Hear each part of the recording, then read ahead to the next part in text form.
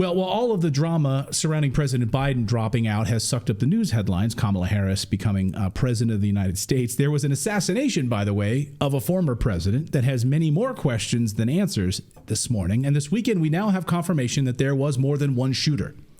There was a conspiracy to assassinate the president of the United States. We don't need to wait for Congress to wrap up their investigation grilling Director Cheadle of the Secret Service. We already have independent verification of this, and from sources from the Secret Service and without, and eyewitnesses and audio forensics. So I don't give a rat's ass what Director Cheadle has to say. She's proven herself worthless. This weekend, we do have confirmation there was more than one shooter. There was a conspiracy to assassinate the president of the United States, and there was a mysterious man in a gray suit that no one can find for some reason. He's gone dark. What the hell is happening? Senator Ron Johnson told Maria Bartiromo that he has learned that right after Thomas Matthew Crooks was shot and killed, a guy in a gray suit just climbed up the ladder and on the roof where Crooks was dead, laying there dead, and started asking the local law enforcement to send photos of Crooks's body to him. Like, here's a cell phone number. I want you to send these photos to me right now. The man didn't identify himself. And it's very curious that he didn't have a cell phone on him. Right? Who in this day and age goes to a Trump rally wearing a suit and you don't have a cell phone on you? So he couldn't take photos himself. He said, just take the photos and then send them to this phone number. Oh, that's curious. So you don't want us tracking cell phone data. I guess that's the point, right? We don't want to track you. So you're here by yourself without a cell phone on you. Very, very curious. Law enforcement then acquiesced. They sent photos. I've seen these photos. We're not going to show them to you. Crooks with a hole through his forehead.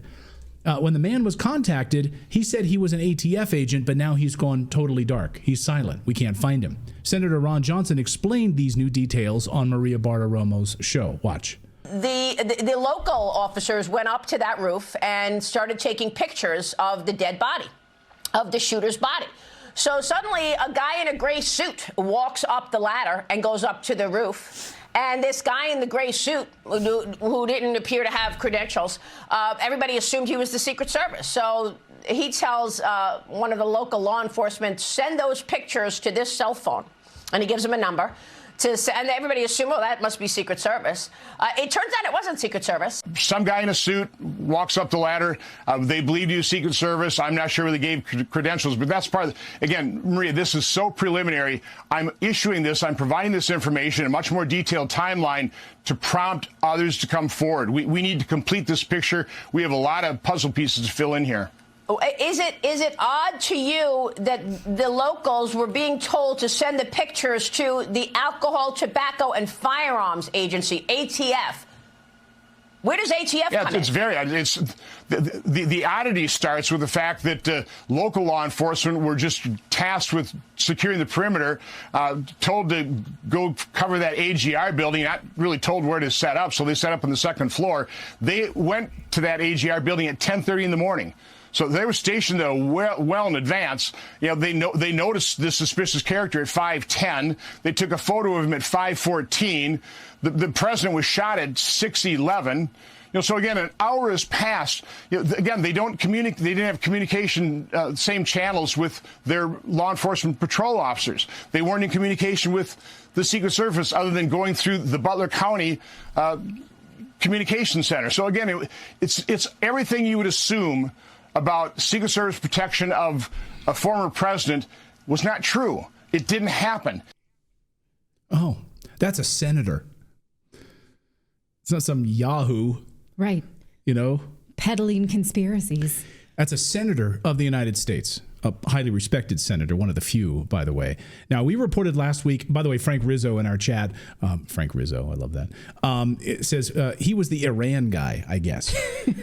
Right, so that's the point, right? Like over the weekend, I pointed out how all of this talk now you're hearing, it's like, oh, it must have been Iran that was involved in this. Like he had, he had phones that were set, he had phones, encrypted phones, 3 of them or so that were set out and overseas encrypted phones and all of this stuff that I detailed this weekend. So I guess it is the Iran guy. You know what I think I'm it's waiting just the for? rebranding of I was just going to say, I'm waiting for them to say, oh, because of this crowd what was it called? CrowdFund or whatever, Strike. the thing that happened with Microsoft, CrowdStrike. Like, oh, we lost all the data. We lost the recordings. We lost the, all this data we've gathered. Like, because it just seems Sucks when coincidental that happens. happened. Yep. So I'm waiting for that to be the excuse that we can't be transparent because unfortunately we lost it all.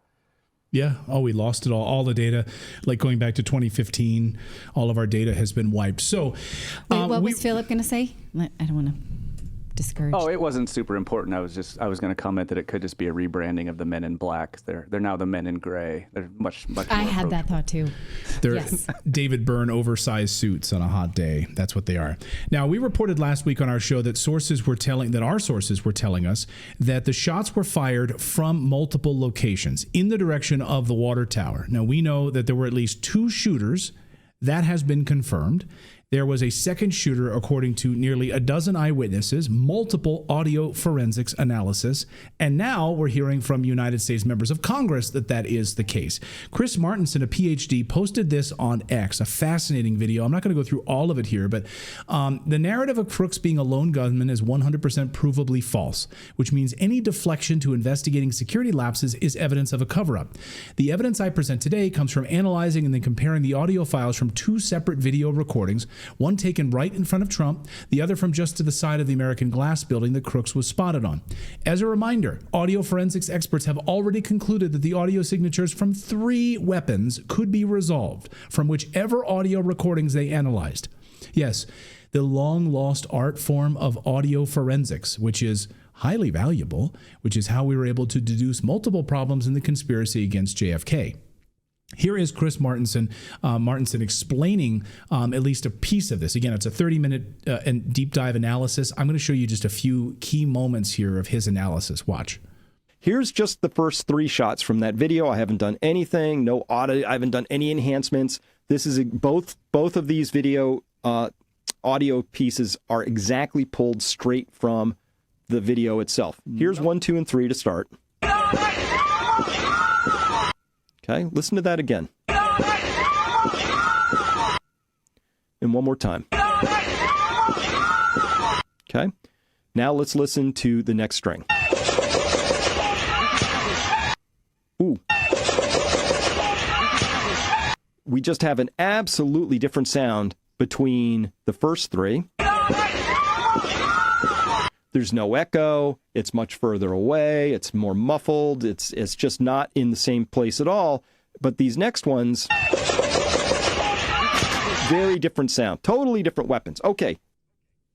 Totally different weapons, totally different location, and the echo is completely different because the echo reverberating off of buildings while the other is way far away, in our estimation, 488 yards away, which is not where Thomas Crooks was laying.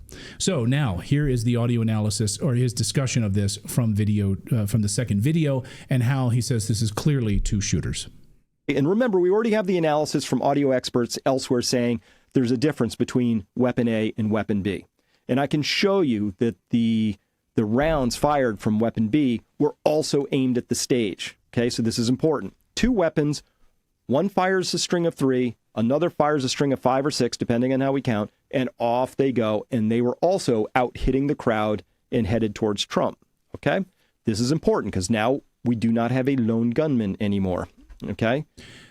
So, and very important to know that these were not like Secret Service snipers. These were being fired at the stage. The head of the Secret Service, Kimberly Cheadle, still has a job today, which is stunning. And today she spent the morning dodging questions on Capitol Hill in front of Congress, and it didn't go well. So here's some flavor of the day. That is a no. Have you provided all audio and video recordings in your possession to this committee, as we asked on July 15th? Yes or no? I would have to get back to you. That is a no. You're full of shit today. You're just being completely dishonest. Mr. Chairman. Love Nancy Mace. And watch this stunning moment during questioning by Representative Fallon, and you can see if you can catch something. Pay very close attention to something that she says in response. I almost spit out my coffee when I heard it. Director, do you have the ability personally, do you have the authority to beef up security of any of your protectees? Yes, I do. Okay. So were you also aware there was a credible threat President Trump was facing? He was facing a heightened security threat to a foreign adversary? Yes. Okay. So given that there was an increased threat to President Trump's life, was he provided a full security complement akin to what a sitting U.S. president would receive? He was provided a full complement of security based on the threat assessment that we had. That's not my question. And the venue. My question is, if he'd been the sitting president, would he have had the same security he had on July 13th, or would have been beefed up? There is a difference between the sitting president. So your answer is he didn't. And continuity of government and the responsibility So he that we did have. not. Okay, there wasn't a CAT team, a full CAT team on site. There wasn't counter surveillance teams on site. But this is the thing. You just said you had the ability to beef up the security. You knew about the threat, and you didn't. And that's as telling as it is chilling. Did you catch what she said? Continuity of government? What? Why? Why? There's a difference between the sitting president and the continuity of government and the responsibility that we have, she said. Can you explain that? Continuity of government? Really? Okay, could you elaborate on that? I don't know that Fallon heard it, and I wish that other members of Congress would have heard it and really pushed her on that. What do you mean? Why is there a difference here in the continuity of government? What does that have to do with anything? Well, okay, then let me see. What are the plans when Obama speaks in public? What are the plans when Bill Clinton speaks in public, or any of the Bushes, or anything like that? So, okay, that's easy to prove. Show us, like, okay, we have tiered Secret Service members and past presidents get the lower tier. Why? Yeah, okay, prove that then. You know, not just act confused that something, I have no answers for you. Representative Andy Biggs was Mr. Crooks acting alone. She says, I'm going to have to refer you to the FBI once again. Watch. Your agency has a no-fail mission, and on Saturday, July 13th, your agency spectacularly failed. The failure resulted in the death of Corey Comparator and serious injury to two other rally attendees, David Dutch and James Copenhaver, besides the injuries to President Trump. It is unfathomable that a 20-year-old on the radar of Secret Service and local law enforcement before President Trump went on stage was able to climb onto the roof of a building with a rifle and fire off multiple rounds before he was neutralized. Was Mr. Crooks acting alone? Again, I would have to refer you to the FBI's investigation. Was he just a lone gunman? I would have to refer you to the FBI's investigation for motive. Oh, okay. Wow. Why would she dig her heels in and not say this was unacceptable? It won't happen again. The buck stops with me. Someone else can lead this better. Why? Well, she did say the buck stopped with me like last week, but then she's been kept from speaking. And the only reason she's speaking is because she was subpoenaed. Right. So I don't know what's going on. What deep state Alejandro Mayorkas and part of the Biden administration doesn't want her to speak publicly? Well, Alexandria Ocasio-Cortez, AOC. We can't stand her here on this show, but surprisingly, she asks one of the best questions during this hearing. Listen.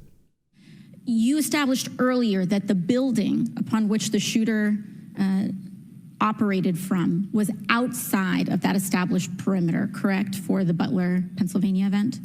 It was outside of our secure perimeter, yes. Now, that building was, I believe, 500.